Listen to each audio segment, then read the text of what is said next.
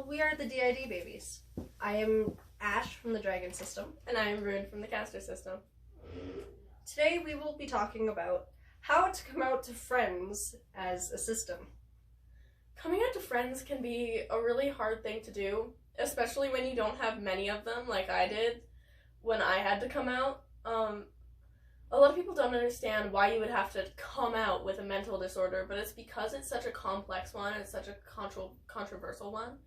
And there are a lot of people who, they don't have evidence that it doesn't exist, but they still don't believe that it exists, and so we have to, go, okay, so that we don't get crucified, here's a bunch of facts and evidence based on, us. And nobody ever says that you actually have to come out to people. That's your choice. You don't have to come out to people.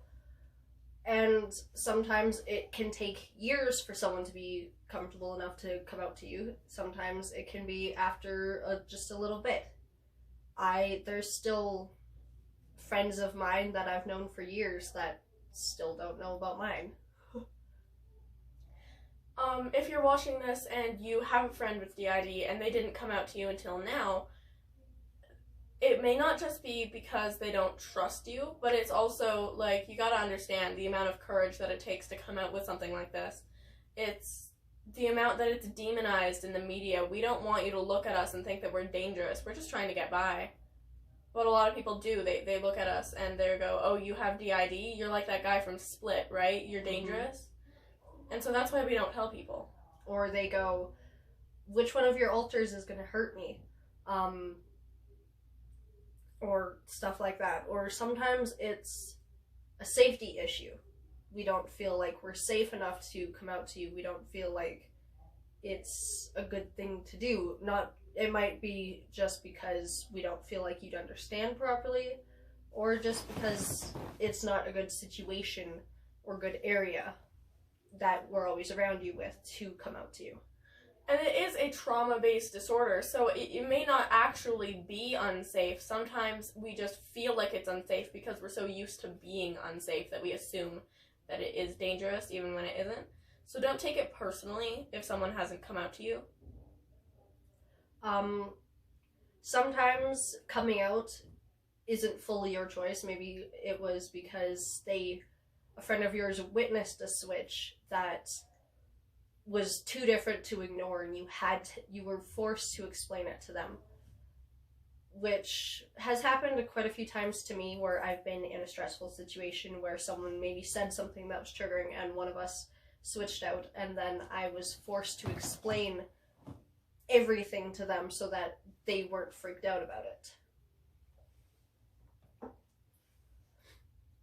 Timmy's. Yes, we are Canadians.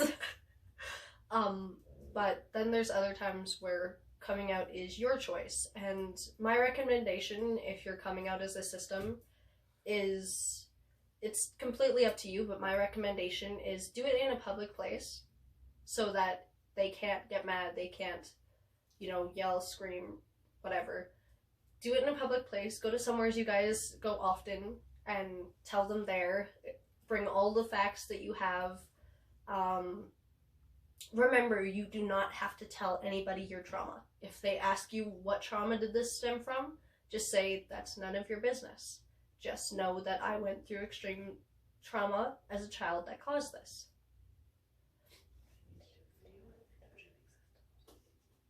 We're going to need to do a video on endogenic systems.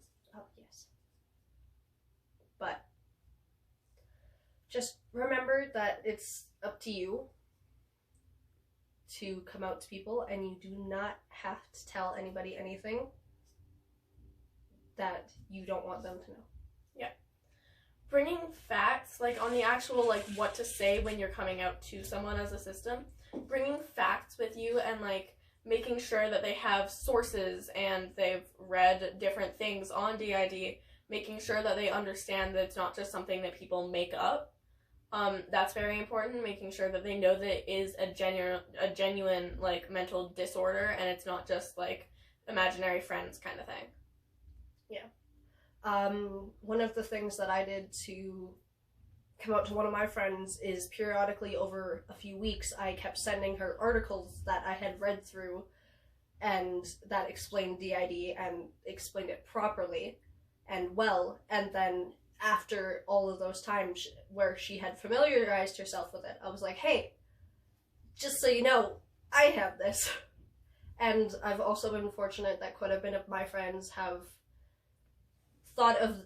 seen this before and have done research of their own on it because they found it to be an interesting thing. So when I came out as a system to them, they were like, oh, cool, I've done research on this. And they asked the appropriate questions like, how many people are there in your system?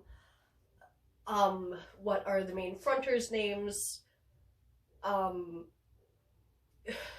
Is there anything that we can do to support you? Is there anything we can do to support you?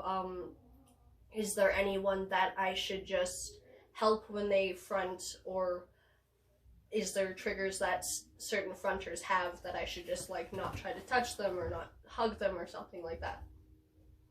Yeah, those are all really, really good things to ask when someone's just come out to you as a system.